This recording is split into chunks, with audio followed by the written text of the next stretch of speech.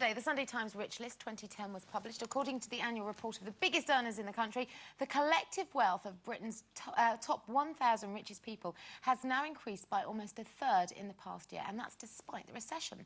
London-based steel magnate Lakshmi Mittal claimed this year's top spot for the 6th consecutive year running, after his fortune doubled from 10.8 billion in 2009 to 22.45 billion.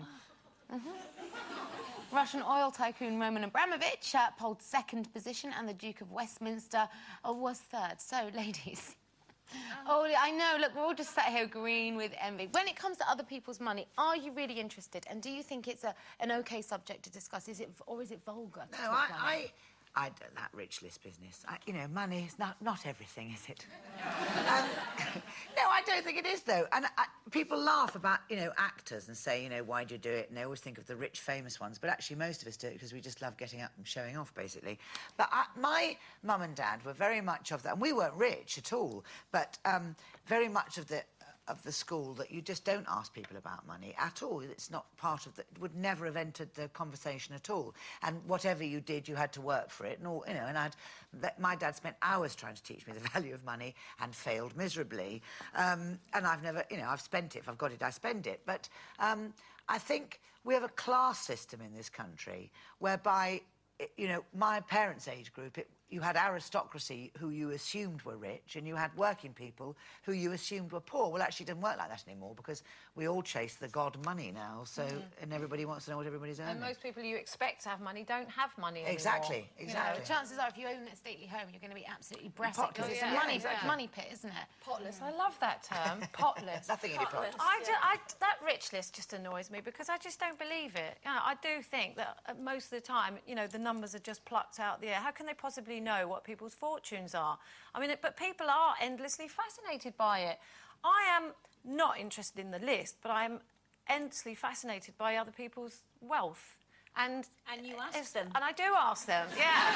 No, because I do think there's a lot of untruth surrounding it all. You know, especially when you see, you know, so if he was to walk in here now, that Lakshmi Mittal, I would say to him, come on, how much are you really worth? Because it's not that much, is it, really? Well, aren't you more interested in how did you make it? That's the thing that fascinates me. We all know how he made it, but I don't. Still.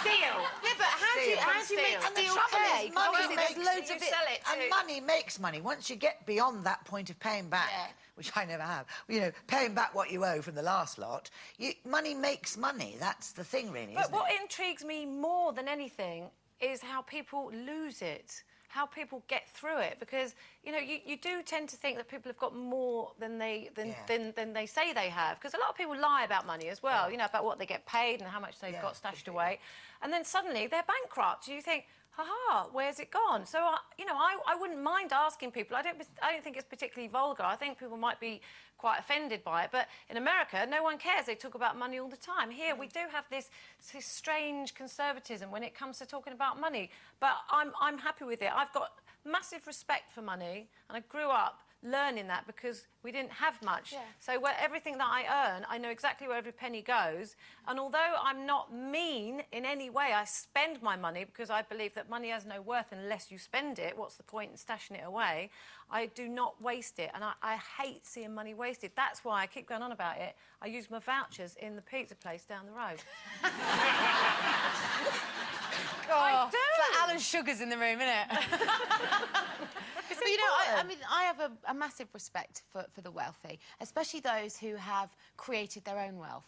And I think growing up, that's what I always associated people who had more than we did with was hard work, because if we wanted something outside of what the family could afford month by month, my dad had to either do overtime or a bit of decorating on the side. You know, if we wanted a holiday. Do you envy it though? Because a lot of people suffer from wealth envy, which I think is a very horrible trait. No, I aspired to, I mean, I definitely left school wanting to have more than we had as a family. Not because I wanted to be rich, but I wanted to have a more comfortable life. So I aspire to it, but I don't envy it. And I think that's how, I think I've got a healthy respect for it. I save money, I never fritter it, I've never ever squandered it, and I've never borrowed. Everything I own, I own. Got no mortgage. But I think it is the way you... well, no, but I mean, It's a loan. It's a loan, yeah. Sorry. Sorry, Col. Sorry, no, carry on. I think it's the way you're brought up as well. Like, my mum, I mean, even when me and my sister started having hit records and all that, so we did have more money than we had when we were kids, and we had nothing. You know, my mum and dad were quite poor.